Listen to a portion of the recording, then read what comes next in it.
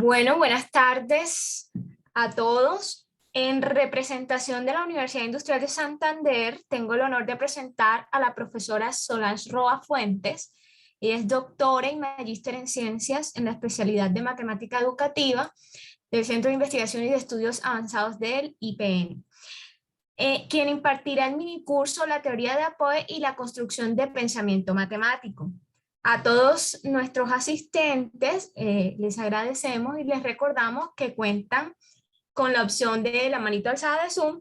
En cualquier momento pues pueden activarla en caso tal tengan alguna inquietud y con gusto estableceremos algunos espacios para resolver todas esas inquietudes que ustedes tengan. Profesora, muchísimas gracias por aceptar nuestra invitación y bueno, adelante. Bueno, muy buenas tardes para todos. Qué bueno que finalmente logramos establecer la conexión. Bueno, pues este espacio, en primer lugar quiero agradecer a la Universidad Tecnológica de Bolívar por la invitación, por el interés, por el espacio de compartir algunas ideas que he venido desarrollando ya hace varios años, desde que desarrollé mi maestría y mi doctorado, y pues ahora que trabajo como profesora en la Universidad Industrial de Santander, en donde hacemos también un intento de seguir en esto de la investigación.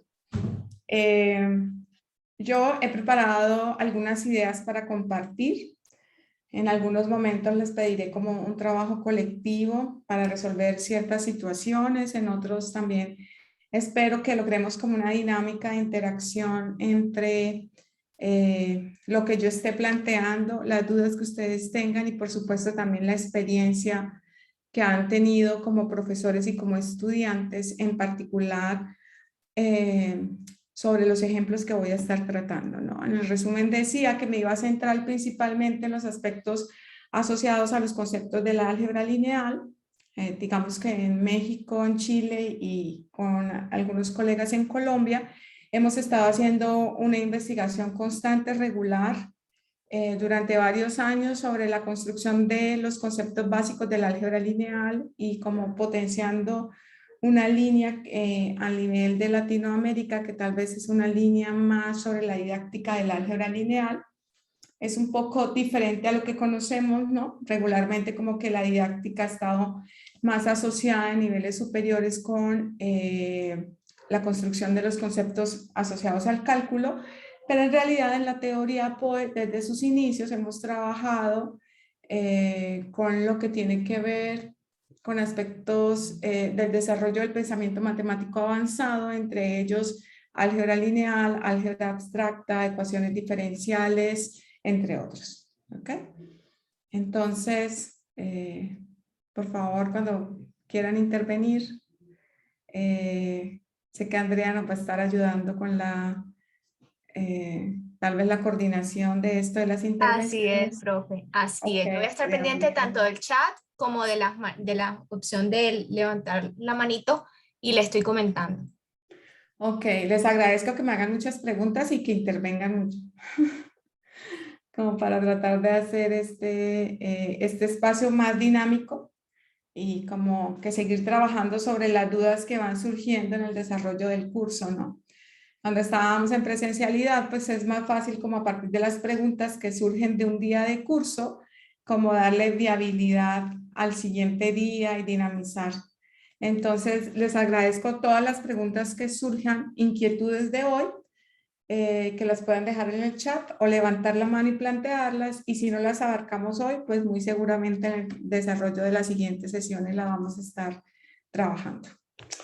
Entonces, bueno, para empezar, quienes no están muy asociados con la dinámica de la didáctica de las matemáticas en sí, la teoría POE es una teoría que su nombre se da del acrónimo de las acciones, procesos, objetos y esquemas de los que vamos a estar hablando constantemente.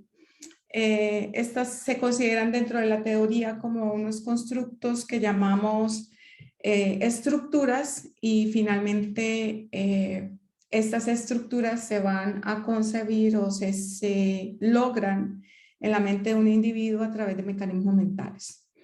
Esta teoría, voy a estar insistiendo constantemente en ello, es una teoría cognitiva que parte de la construcción de pensamiento matemático. Entonces, ¿por qué trabajar con una teoría como esta?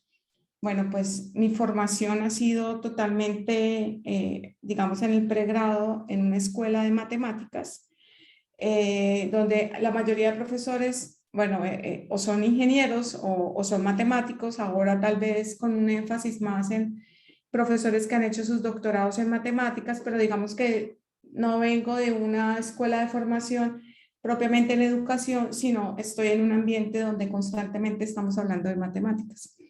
Pero yo me intereso por la enseñanza y el aprendizaje de las matemáticas y en mi proceso de formación en el posgrado me interesaba entonces una teoría de la didáctica que me permitiera partir del concepto matemático, ese constructo teórico matemático, objeto que tengo allá arriba, al cual me acerco a través de las diferentes representaciones o interpretaciones que puedo hacer de ese objeto que tengo en abstracto, y no en otro tipo de acercamientos. O sea, como que quería un lente que me permitiera en realidad analizar la actividad matemática.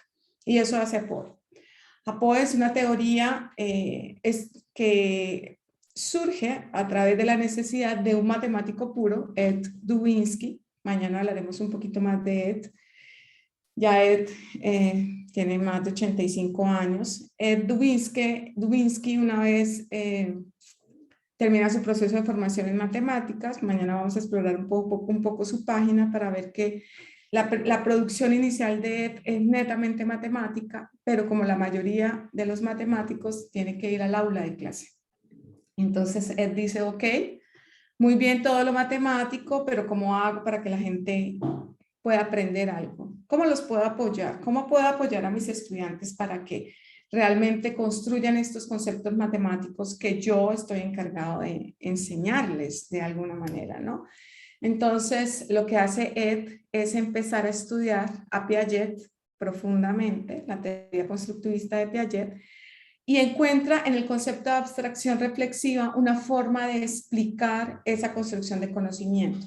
Aunque Piaget había desarrollado su teoría más para la construcción inicial, ¿no? Para una teoría de la lógica formal inicial en los individuos, lo que hace Ed es plantear su teoría como extraer en principio esos elementos, reinterpretarlos a la construcción de lo que en matemática educativa llamamos un pensamiento matemático avanzado, que podríamos asociar más con los conceptos que se construyen en la universidad.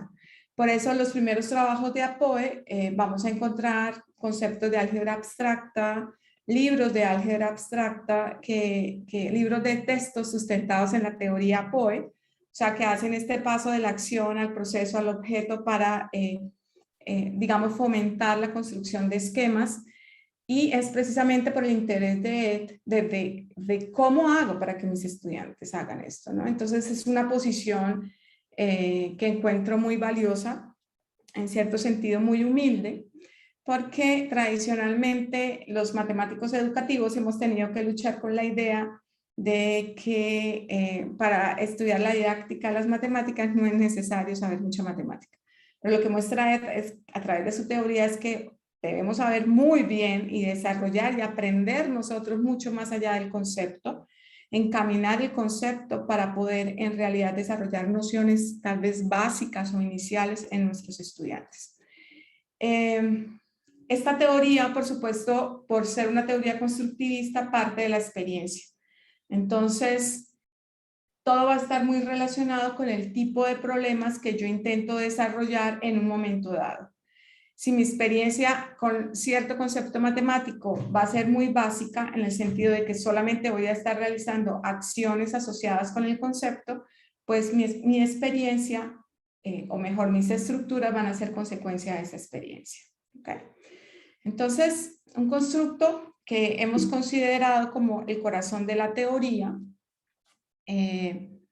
más adelante, tal vez mañana, les estaré mostrando una publicación que hicimos con un grupo de amigos, entre ellos Ed, sobre la teoría.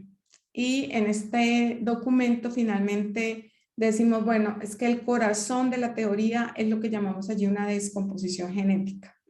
¿Y qué es una descomposición genética? Para empezar, como nosotros a estructurar o empezar a entender un poco cuáles son los aportes de la teoría. Bueno, pues una descomposición genética es un modelo hipotético, es un modelo cognitivo, donde casi que yo voy colocando cuáles son las estructuras y los mecanismos mentales que son necesarios para que un individuo logre construir un concepto matemático.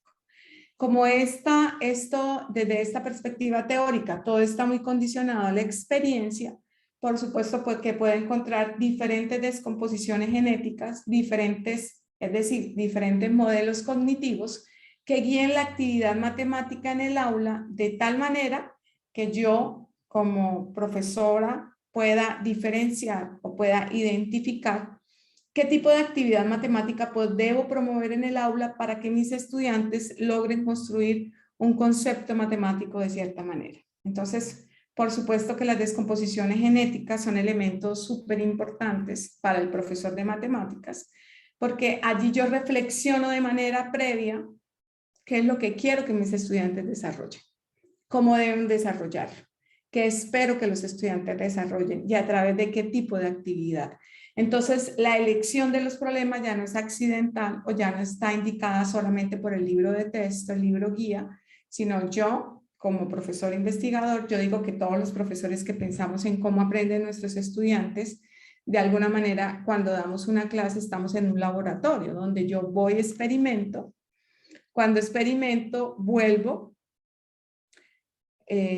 Cuando realizo experimentación en el aula, vuelvo a mi oficina, a mi casa, reflexiono sobre lo que pasó en el aula y otra vez vuelvo a retomar. Exacto, Luis. La descomposición genética no es única, ¿sí? ¿Qué hemos encontrado? Hemos encontrado que cuando yo tomo una descomposición genética base, por ejemplo, el concepto de función, que es un concepto que está desde los principios de la teoría estudiado, yo la retomo, la retroalimento, la pienso para una población particular de estudio y vuelvo y la pongo en prueba, ¿no? Entonces, siempre hay elementos que me permiten, digámoslo así, como ir entendiendo mejor este fenómeno de construcción del concepto de función y puedo cada vez hacer análisis más robustos de donde se desprenden situaciones matemáticas que quieren promover un tipo de actividad matemática que me garantizan que los estudiantes van a llegar a construir ciertas estructuras asociadas con el concepto de función, por ejemplo. Pero hace poco dirigí una tesis sobre el concepto de función, pero la estudiante decía, no, yo quiero trabajar con estudiantes de noveno. ¿Por qué con estudiantes de noveno grado en nuestro contexto colombiano?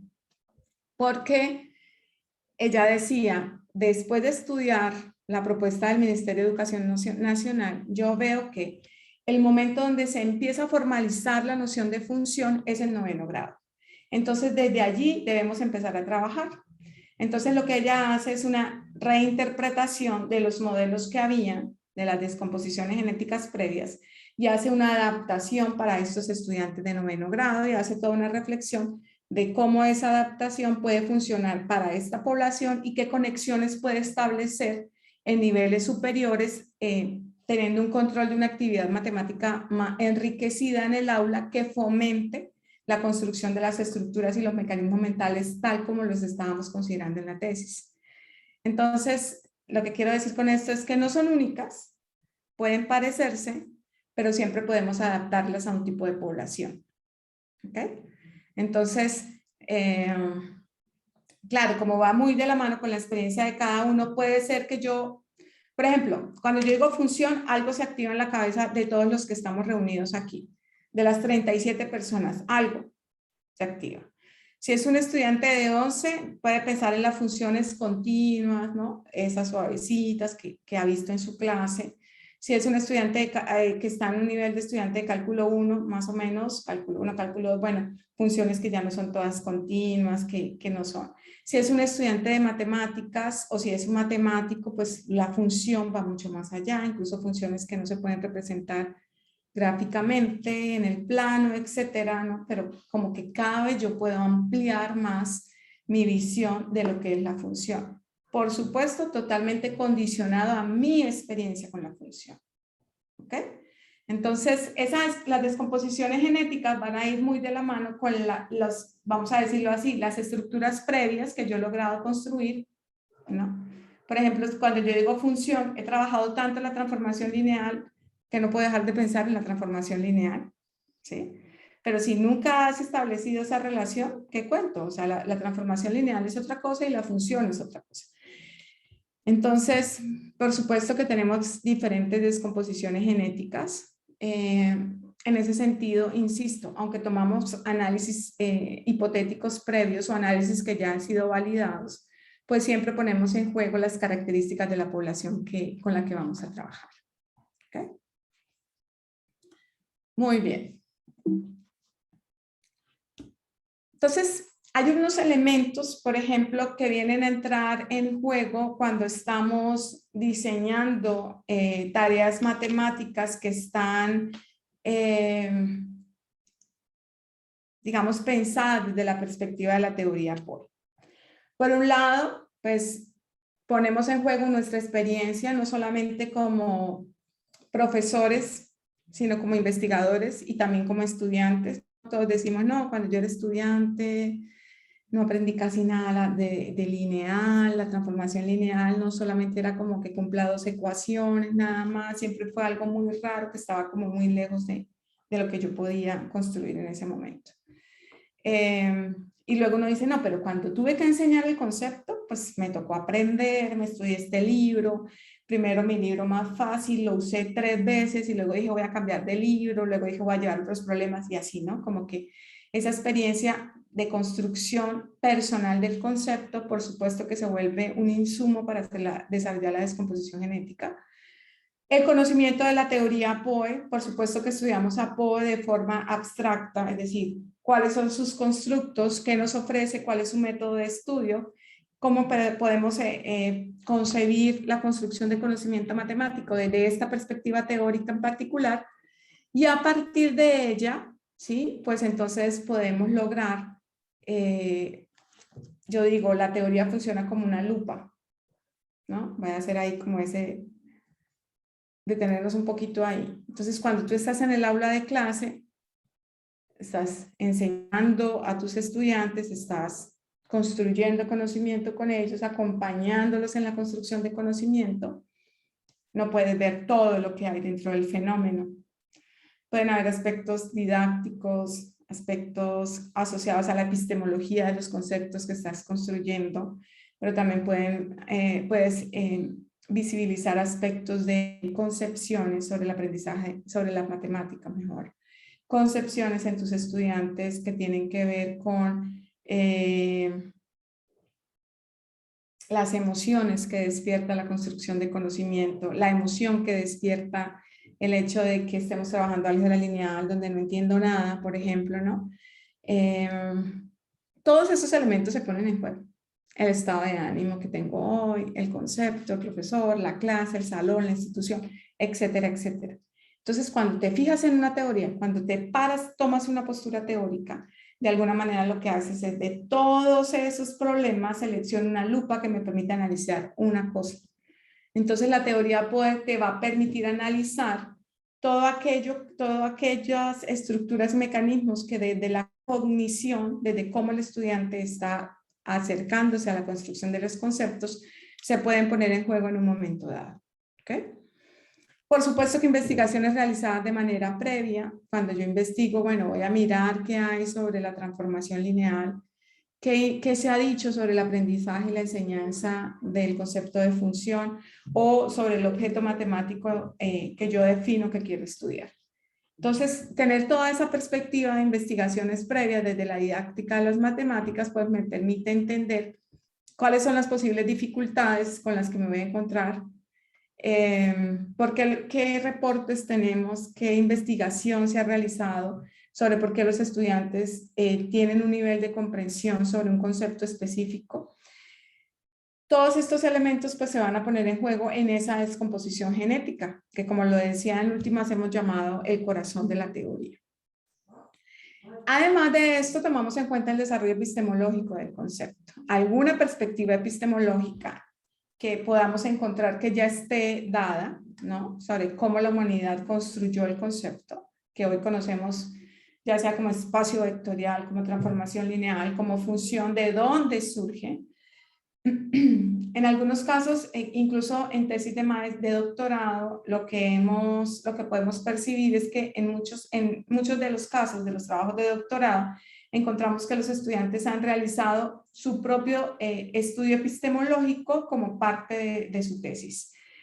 Pero, por ejemplo, en trabajos de maestría no, lo que hacemos es tomar otros estudios que han hecho análisis epistemológicos y sustentar cuál será la mirada epistémica que se va a tomar en el trabajo, ¿no?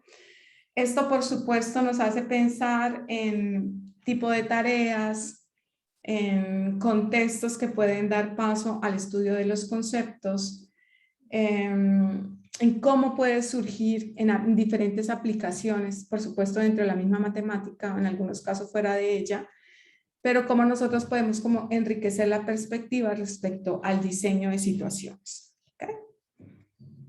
¿Algún comentario, pregunta hasta acá? No, ¿cierto? No, pero por ahora no hay dudas. Ok. Entonces, como decíamos, la descomposición genética de un concepto no es única. Está determinada precisamente por la organización de las estructuras previas sobre las cuales un individuo puede, que un individuo puede evidenciar o no. También en algún artículo Dubinsky dijo, bueno, un momento, también hay que decir que como toda teoría, la teoría pues cuenta solamente parte de la verdad, ¿no? La verdad absoluta está ya en la mente del estudiante, de cada individuo. En general vamos a encontrar que en los trabajos de apoyo hablamos de individuos porque hablamos como ese individuo genérico, un estudiante que está interesado, un individuo, un ser humano que está interesado en construir un concepto específico. Pero claro que no contamos solamente parte de la historia, porque cuando, por ejemplo, hacemos una entrevista con un conjunto de situaciones, pues está en juego si el estudiante ese día quiere pensar sobre la situación o no. No le interesa, ¿no? Hasta dónde puedes acercarte a eso que el estudiante tiene en su mente y quiere estructurar, pues estamos como muy condicionados a lo que los estudiantes dicen, de lo que hacen sobre ciertas situaciones. Y con base en eso es que hacemos finalmente nuestros análisis. Es un poco lo que vamos a intentar hacer aquí, ¿no? También un poco de análisis de datos, cómo se ve un dato desde esta perspectiva teórica, en todo ese conjunto de información que podemos tener cuando estamos trabajando en el aula o en la calle con alguien, en un curso de enriquecimiento extracurricular, cuando estamos en una feria de las ciencias o cuando hay un conocimiento puesto en juego y un análisis cognitivo detrás de él, pues qué es lo que realmente logramos ver a través de la actividad matemática que el conjunto de tareas puedan generar, porque también va a depender mucho del tipo de situaciones. Ok. Entonces, ¿quién diseña una descomposición genética en últimas? Bueno, ahí podríamos tener muchas respuestas.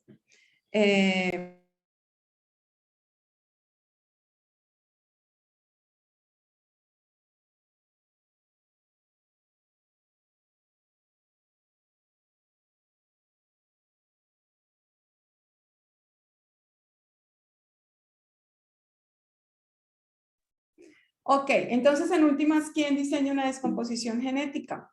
Bueno, pues el profesor de matemáticas en últimas debería ser quien constantemente, si bien no parte de cero para el diseño de una descomposición genética, sí debería ser quien estuviera más interesado en tener a la mano estos modelos cognitivos que le permiten de alguna manera organizar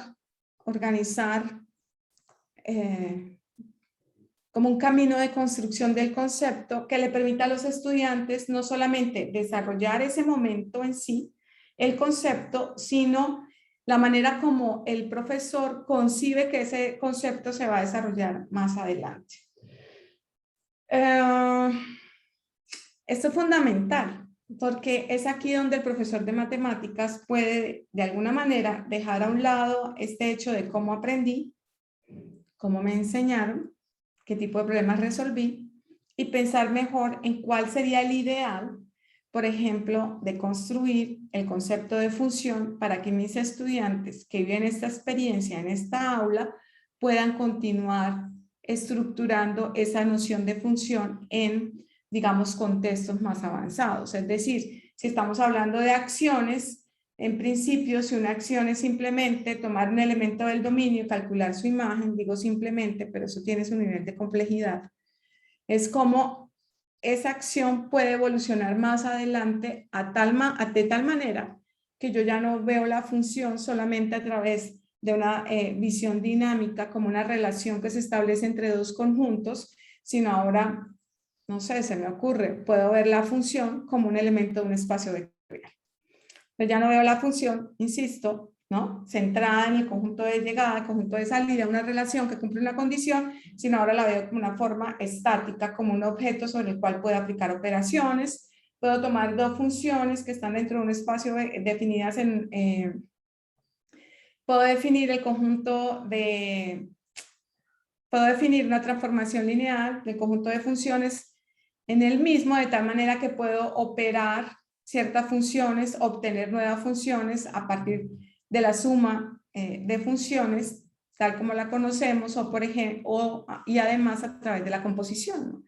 Entonces esto va a estar muy asociado con tener una estructura estática del concepto de función. Entonces hablo ya no de esa forma dinámica que veo como un proceso, sino ahora lo veo de una forma estática donde puedo tomar dos y a partir de una operación definida entre ellas generar un nuevo objeto.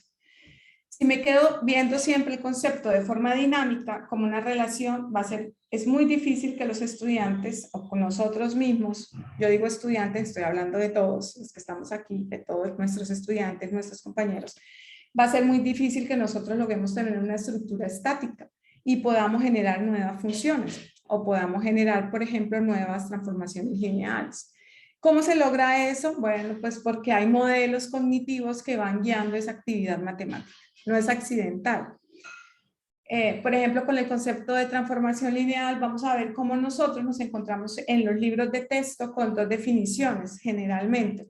Una que tiene que ver con la preservación de las dos operaciones por separado y otra que tiene que ver con la preservación de combinaciones lineales. Entonces, si yo me voy por uno u otro camino de construcción, como profesora que guío la actividad matemática que genero en el aula, si no he reflexionado sobre qué implicaciones va a tener un camino y qué implicaciones va a tener el otro, seguramente mis estudiantes se van a estar limitados por esa percepción que yo fomenté en la construcción del concepto. Eso, por supuesto, que nos hace pensar en qué aprendí yo del concepto cuando fui estudiante, luego cuando fui profesor, luego cuando investigué sobre el concepto desde una perspectiva de la didáctica del álgebra lineal en particular, o de la didáctica del cálculo, o en general una perspectiva de la didáctica de las matemáticas, y me hace repensar constantemente cuál es mi discurso en el aula, ¿no? Entonces, esta mirada del profesor desde la perspectiva de la teoría es digamos que es algo que estamos problematizando recientemente. Generalmente hemos puesto la mirada en el estudiante, cómo el estudiante construye, pero no hemos dicho, ok, es que la construcción del estudiante en principio va a estar totalmente guiada por la actividad que el profesor genera en el aula. Entonces, ¿qué tipo de actividad matemática estamos generando en nuestra aula? Estamos fomentando la construcción de acciones, luego de procesos, luego de objetos que nos llevan a un gran esquema, o generalmente nos estamos quedando en las acciones. Eso también va a ser un poco parte de la reflexión que vamos a desarrollar en este curso.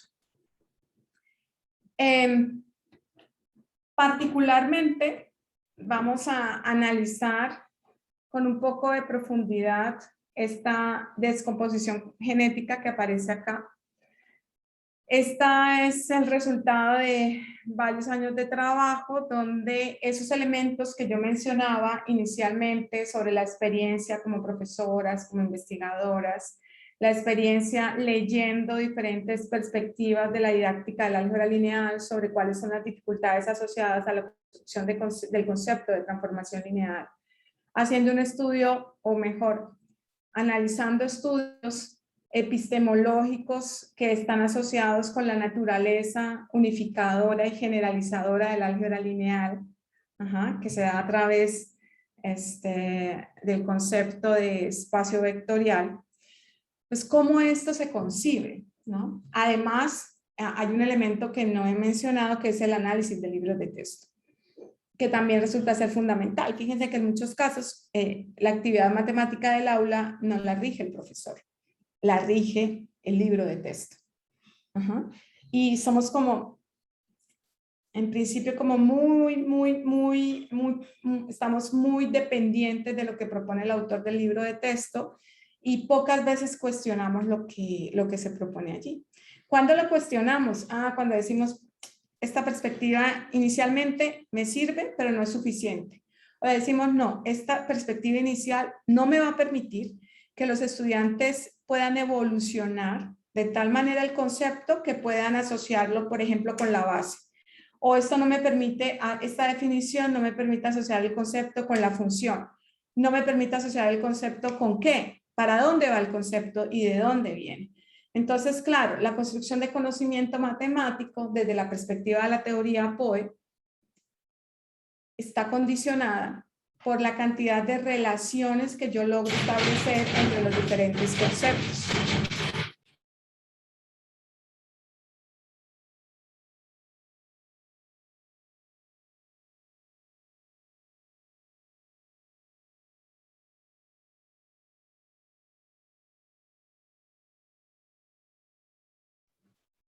¿Verdad? ¿Ok?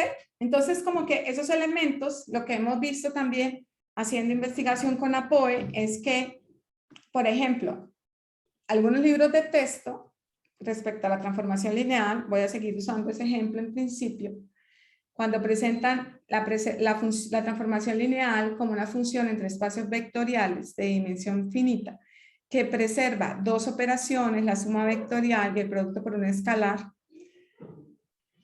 hemos visto que el estudiante se queda con esa idea muy aferrada y difícilmente pone juntas las dos propiedades para decir que lo que hace la función realmente es preservar combinaciones lineales. Pero Sol, ¿qué pasa? ¿Qué pasa que el estudiante se quede con una u otra noción? Da lo mismo. Bueno, pero cuando yo quiero analizar, por ejemplo, una transformación lineal a través de los elementos de una base del espacio, no puedo. Porque los estudiantes nos hemos quedado solo con la idea de las dos operaciones separadas. Entonces, ¿cómo lo relaciono con la preservación? ¿Cómo lo relaciono con la combinación lineal? Claro, se vuelve muy mecánico. Entonces, los estudiantes, vamos a ver evidencias de ellos, aplican algoritmos que el profesor realiza en el aula, pero no están construyendo, no están comprendiendo más allá de mecanizar esos algoritmos. Eso es lo que en los primeros trabajos que se realizaron sobre la didáctica del álgebra lineal en Francia, lo que Dorier llama el obstáculo del formalismo, ¿no? Es como tenemos esa capacidad de reproducir lo que el profesor, lo que el tutor, lo que alguien hace sin necesidad de estar comprendiendo el concepto. Entonces ahí tenemos que ser muy astutos también para identificar cuando los estudiantes repiten lo que nosotros hacemos, con esto también de ese contrato didáctico que se establece en el aula, ¿no? Usted me enseña esto y luego me pregunta algo muy parecido, porque si me pregunta algo muy diferente, yo digo, usted no me enseñó eso.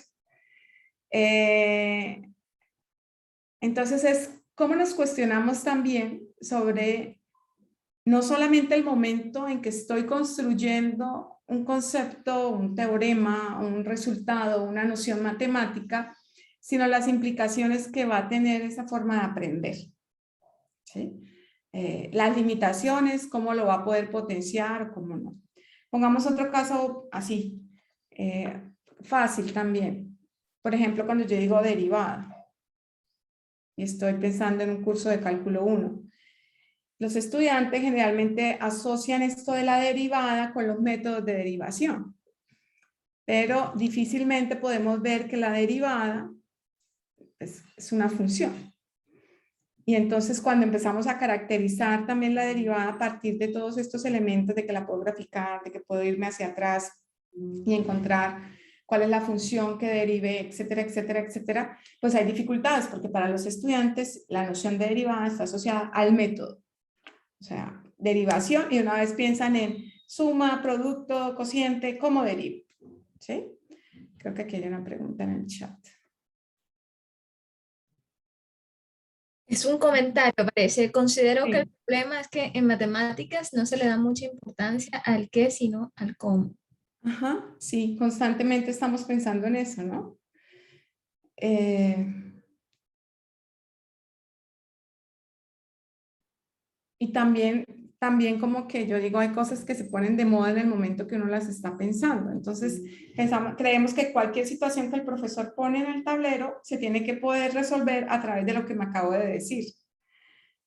O todo lo que sé previamente sobre el concepto lo borro, ¿no? Pasa mucho con los sistemas de ecuaciones lineales, por ejemplo. Eso lo estamos trabajando desde chiquitos, también desde noveno, séptimo, noveno grado se empieza a trabajar, y cuando uno en álgebra lineal empieza a trabajar sistemas de ecuaciones lineales es como si fuera un tema totalmente nuevo, y los estudiantes como que dejan atrás lo que ya sabían, como que no logran asociar eso que ya sabían con esta nueva complejidad de la notación que estamos poniendo en el curso de lineal, ¿no?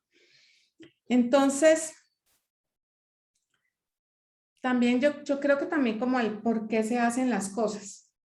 Y también el álgebra lineal, bueno, como en otras áreas de la matemática lo vemos muy constantemente, ¿no? Los estudiantes ponen en funcionamiento una fórmula que han mecanizado, pero tú vas a decir, bueno, ¿y quién es ese A mayúscula? ¿Ese ABC qué es? ¿Qué tiene que ver? No sé, profe, así está en el libro.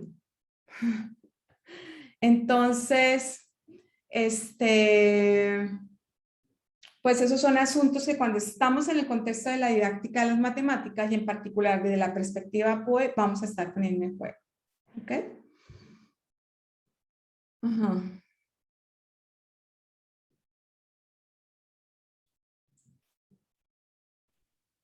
Sí, eso lo vamos a estar problematizando. Por ejemplo, eso que dices, Blanca, es muy interesante porque generalmente, bueno, incluso lo traigo como resultado de mi trabajo. Nosotros decíamos, bueno, en general, sí, voy a guiarme un poquito con este dibujo que tengo acá, como para, digamos, que todos estemos como en esta pregunta, que en esta reflexión que hace Blanca. Ella dice, bueno, es que cuando construimos por separado, ¿sí? Las operaciones, si ustedes se dan cuenta, aquí tengo la preservación de la suma vectorial y ahí por este lado tengo la preservación del producto por un escalar. Cuando lo hacemos por separado, generalmente no tenemos como, o no tenemos como la invitación a reflexionar sobre las implicaciones que tiene el cumplimiento de una propiedad sobre la otra, ¿sí? Sino que verificamos una y luego nos vamos a verificar la otra. Y eso tiene mucho que ver con el hecho de que los escalares generalmente los estamos pensando en el conjunto de los números reales y no los estamos pensando en un campo. Entonces, como que analizando, estudiando estas cosas, nos encontramos con un artículo de matemáticas donde el autor estudia algunas relaciones que se dan entre las dos propiedades cuando una propiedad implica a la otra al trabajar sobre cierto campo. Entonces, fíjense, son elementos como que el discurso tradicional invisibiliza, ¿no? Como que no se vuelven un problema, sino que yo verifico tititi en una propiedad, verifico tititi en la otra propiedad y vámonos, como que puedo continuar ahí. También hay otro aspecto que podríamos considerar, que es el caso del para todo, ¿no?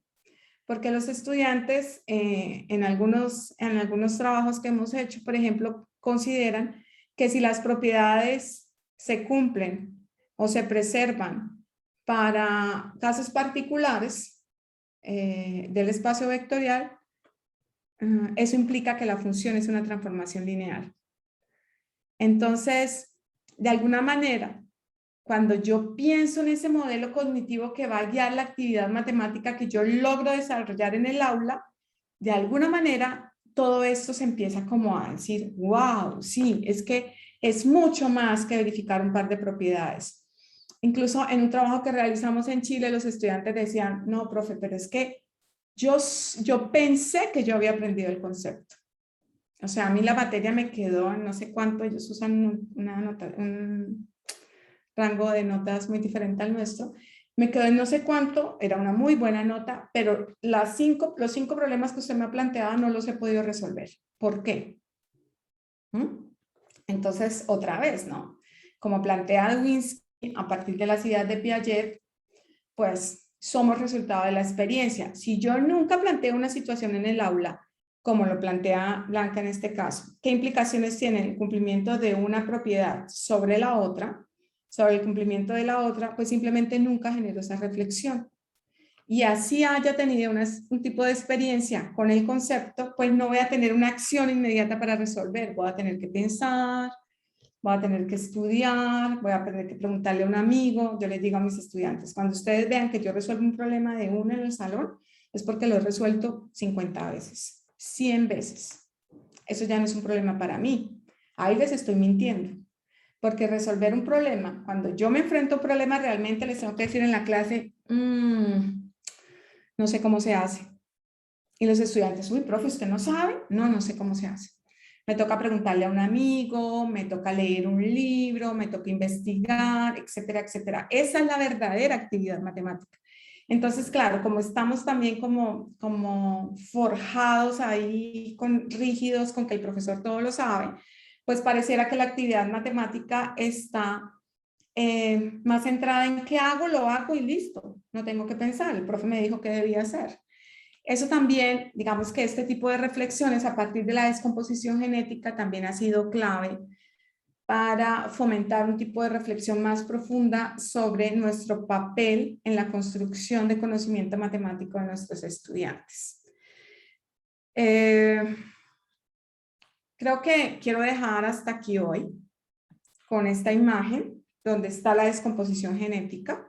Y a partir de ella empezaríamos a trabajar mañana con ciertas situaciones que son analizadas a través de este modelo cognitivo, un análisis a priori que me permite decir qué tipo de estructuras a través de esas situaciones vamos a generar, las vamos a resolver nosotros de manera individual y luego vamos a ver qué hicieron los estudiantes y cómo la teoría POE me sirve como lupa para analizar esa actividad matemática, ¿no? Ya no voy a decir solamente a los estudiantes, le quedó bien, muy bien, carita feliz, le quedó muy mal, carita triste.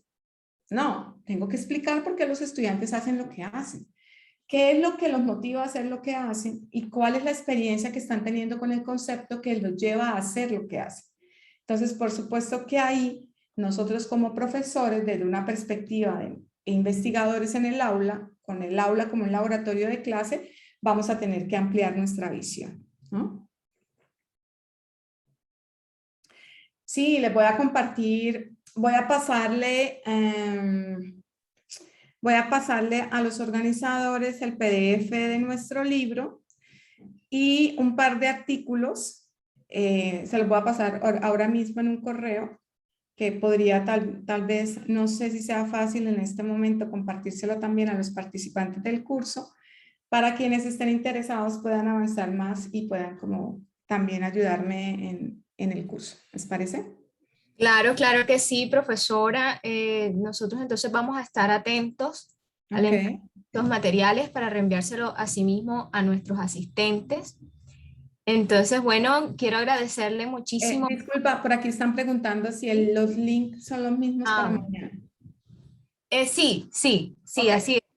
El link de ingreso es el mismo. Lo que va a cambiar, que era algo que iba a comentarles, es la hora. Mañana nos vamos a reunir en el mini curso a las 3 de la tarde, ¿no? Entonces, bueno, agradecerle mucho, profesor Lange, agradecerle también a toda la audiencia. Les invito a que continuemos entonces conectados ya en nuestro segundo día. Ya por el día de hoy hemos finalizado todas las conferencias programadas. Invito entonces a que continuemos mañana, desde las 7 de la mañana iniciamos nuestra programación del segundo día del tercer encuentro matemático del Caribe. Entonces, muchísimas gracias y un abracito para Gracias todos. a ustedes, gracias por la asistencia. Espero que mañana vuelvan todos. Así Y es, bueno, ya les así estaré es. compartiendo entonces ahora mismo los documentos para quienes estén interesados puedan como, si tienen un ratico leer o también en estos días puedan ir avanzando con nosotros, ¿no? Muchas gracias por la Perfecto. participación, los espero a todos mañana. También Así tengan en es. cuenta el Hasta horario porque mañana. todos los días como que cambia el horario, entonces para que se puedan organizar. Listo, listo. Bueno, hasta luego. Gracias, que estén muy bien.